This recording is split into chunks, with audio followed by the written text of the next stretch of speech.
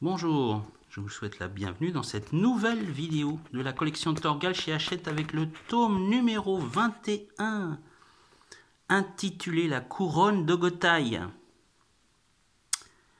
Voilà, cartonné ciré avec une magnifique couverture, une frange de collection et comme toujours, au dos, les titres des albums. Le tout vendu chez votre marchand de journaux au prix de 13,99 €. Alors, que nous réserve cette aventure? Alors, si vous avez suivi mes précédentes vidéos, et bien voilà, on retrouve Torgal qui a perdu sa mémoire, qui dorénavant s'appelle Chegan sans merci. On le voit dans son château avec sa compagne, Chris de Valnor, ou supposée compagne. Et eh bien, Torgal sent que quelque chose ne va pas dans cette vie. Et à ce moment, il est convoqué par les chefs de guerre. Ces derniers veulent repartir en guerre, ils veulent reprendre la mer pour aller piller. Mais Torgal n'est pas d'accord. Alors il va falloir prendre une décision. Torgal affronte le chef de ces hommes de guerre. Alors il parvient sans mal à vaincre le chef. Mais malheureusement, il est pris en traître par l'un de ces hommes qui le poignarde. Eh oui, Torgal meurt. Ça commence bien. Chris s'enfuit. Les hommes la rattrapent, mais elle se poignarde et tombe dans le vide. Ça commence bien. Nous retrouvons Jolan, qui dorénavant a pris un bateau et part à la recherche de son père, avec ses deux nouveaux compagnons, Darek et sa sœur, avec son chien meuf, mais ils sont pris dans une tempête. La tempête est forte et ils arrivent près d'un récif. C'est à ce moment que Jolan va prendre une décision qui va être décisive. Il se trompe de direction et la foudre envoie un morceau de roche sur le bateau. Jolan tombe et se noie. Il se réveille dans une sorte de ferme. Il retrouve son chien meuf et il retrouve un étrange individu qui a l'impression de... Mais il le connaît, il connaît Jolan. Qui est cet homme? Je vais vous le dire. Il venait d'enterrer Darek et Leila. Et cet homme, en fait, vient du futur. Il s'appelle Jax le Veilleur. Et en fait, il est là pour aider Jolan à réparer ses erreurs. Donc, il a une sorte d'appareil, une sorte d'outil qui va lui permettre de voyager dans le temps. Et hop, il se retrouve dans une région qu'on a déjà vue. Et voilà, il se retrouve dans le village des Xinjin. Et là, ils assistent à une cérémonie où le prêtre a un casque. En fait, le casque, c'est la couronne d'Ogotaï. Donc là, ils se font remarquer. Jolan crie la couronne d'Ogotaï. Oui. Le prêtre pense que ce sont des espions. Il demande aux hommes de les rattraper et de les tuer. Grâce à son outil, Jax fait disparaître Jolan. Et il se retrouve à nouveau dans la petite ferme. Et donc, en fait, il explique qu'il vient du futur, de 30 000 années dans le futur. Et en fait, il est là pour réparer les comment dirais-je, ah mince, j'ai oublié le nom. les erreurs, on va dire les erreurs spatio-temporelles. Et la couronne d'Ogotaï, en fait, en fait partie. Voilà. Donc il faut qu'il la récupère. Donc il retourne à nouveau chez les Xinjin. Et là, en fait, on se retrouve dans l'un des épisodes qui s'appelait Entre Terre et Lumière, un ancien épisode de Torgal. Et donc là, précédemment, dans cette aventure, en fait, Jolan avait jeté la couronne d'Ogotaï dans l'eau. Donc là, il retourne, il récupère la couronne. Voilà, il plonge, il la retrouve. Ils reviennent à nouveau dans le temps présent.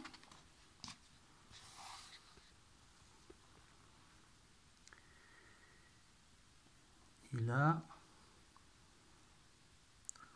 en fait, il annonce à Jolan que son père est décédé, ainsi que sa mère et sa sœur. Donc il ne peut plus... Malheureusement, c'est arrivé, il ne peut plus rien faire. Mais voilà, Jolan refuse cette situation.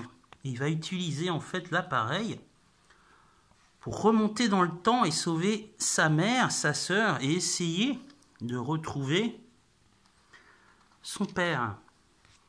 Donc c'est à ce moment précis en fait que Jolan à l'aide d'un homme qui lui ressemble étrangement, et ça pour une bonne raison, il s'agit de Jolan du futur.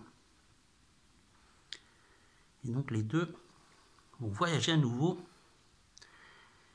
et ils se retrouvent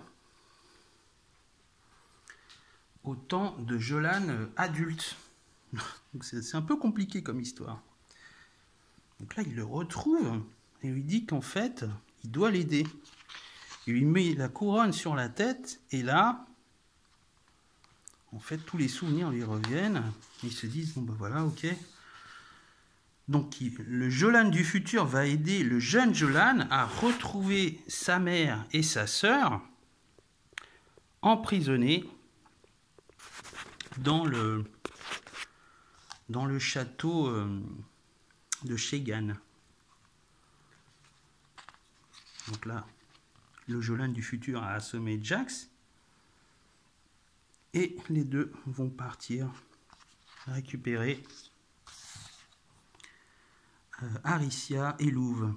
Donc là, on les voit. Hein. Ils se retrouvent près de la demeure. Il assomme un des gardes. Et en fait, le Jolan du adulte a laissé le jeune Jolan dans le temps présent parce qu'il n'a pas envie qu'en fait il lui arrive quelque chose. Voilà, s'il meurt jeune, lui ne pourra pas naître. Vous voyez, c'est un peu compliqué. Donc il y va seul pour ne pas prendre de risques. Donc voilà, on voit. Hein. Il rentre dans la tour. Et en fait, c'est à ce moment qu'il va sauver Torgal du traître. Ce dernier devait le poignarder. En fait, il tue le traître. Voilà, il le tue d'une flèche. Donc il a déjà modifié le futur. Bien sûr, il ne dit pas à son père qui il est. Et comme Chris avait gardé Aricia en tant qu'esclave, mais lui avait rasé le crâne, eh bien, tout ce que Jolan du futur demande, c'est de passer une nuit avec Aricia. La voilà. Donc là, il la voit. Et pour avoir sauvé la vie de Torgal, donc c'est ce qu'il demande, passer la nuit avec Aricia.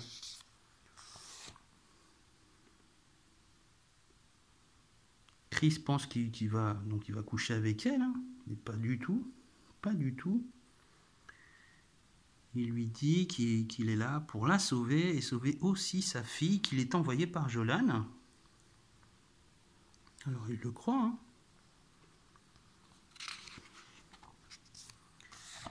Et donc pendant ce temps, alors qu'il fait nuit, il prend son casque parce que le casque lui donne aussi des pouvoirs. Hein.